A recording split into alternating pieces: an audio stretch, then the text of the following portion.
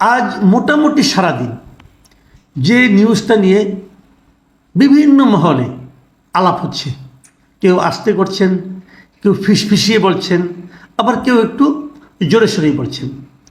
বিষয়টা কি, আমাদের সেনাপ্রধান জেনারেল ওয়াকারুজ্জামান উনি কিছু কথা বলেছেন। আজ উনি রাজধানীর রাওয়া ক্লাবে জাতীয় শহীদ সেনা দিবস উপলক্ষে একটা অনুষ্ঠান হয়েছে, সেই অনুষ্ঠানে উনি কিছু বক্তব্য দিয়েছেন এবং সেই বক্তব্যটার একটা ভিডিও আমি শুনেছি, কিছু কিছু মিডিয়ায় দেখলাম।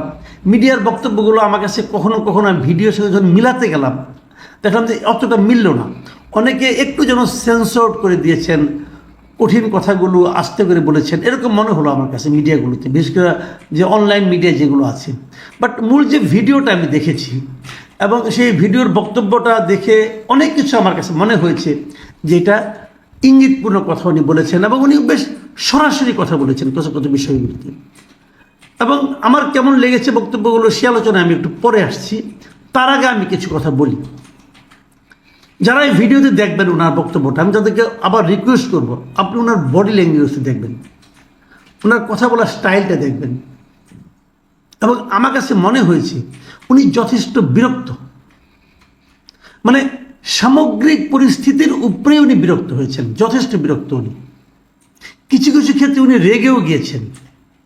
মানে ওনার ভাব কথাবার্তা শুনে আমার কাছে মনে হলো যে অগাস্ট মাসের পরে গত 6 মাসে, অগাস্টের শুরুতে উনি যা প্রত্যাশা করেছিলেন, যা ভেবেছিলেন, তা বোধ করি হয়নি, এবং হয়নি বলে উনি কিছুটা বিরক্ত এবং রাগান্বিত।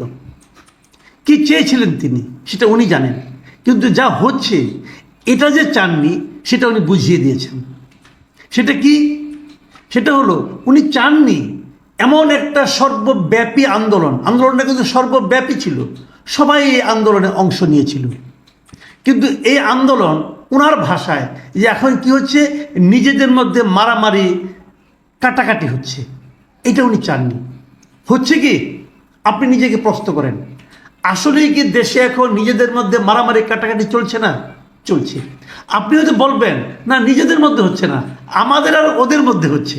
হয়তো আপনি এটা বলবেন যে আমরা এক পক্ষ, ওরা আর এক পক্ষ, ওদেরকে নিশ্চিহ্ন করে আমার কাজ, অতএব ওদেরকে নিশ্চিহ্ন করতে গেলে একটু মারামারি করতেই হবে, একটু ভাঙাভাঙি করতেই হবে, একটু আগুন জ্বালাতেই হবে। হয়তো এটা আপনার যুক্তি, কিন্তু আমি যতটুকু বুঝেছি এই যুক্তিটাকে জেনারেল ওয়াকারুজ্জামান যেন পছন্দ করছেন না।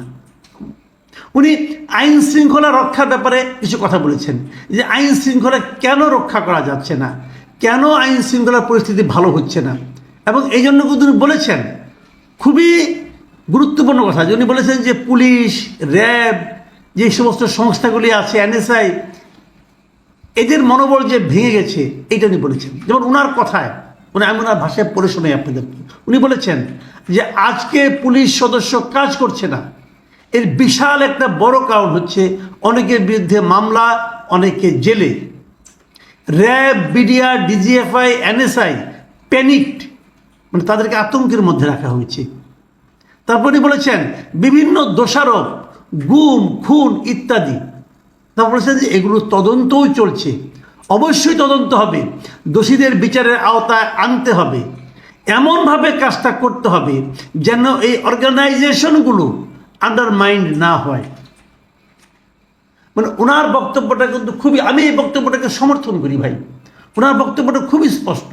উনি বলেছেন যে যারা এই ধরনের অন্যায় করেছেন, খুন করেছেন, গুম করেছেন, যারা করেছেন তাদের শাস্তি হতে হবে, কিন্তু এই শাস্তিটাকে এমনভাবে করা যাবে না, তাদের বিরুদ্ধে এমন এমন কথা বলা যাবে না যাতে নাকি এই পুরো অর্গানাইজেশনটাই হীনমন্যতায় ভোগা শুরু করে। এবং তাই হচ্ছে, কিন্তু সেরকম কথাই কিন্তু হচ্ছে।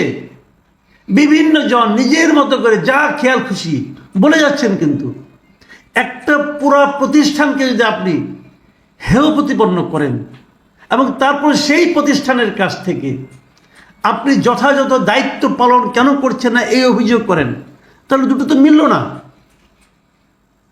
আপনি পুলিশকে সারাদিন গালাগালি করবেন এবং তারপর চাইবেন যে পুলিশ কেন আইন শৃঙ্খলা রক্ষা করছে না, এটা হয় না ভাই।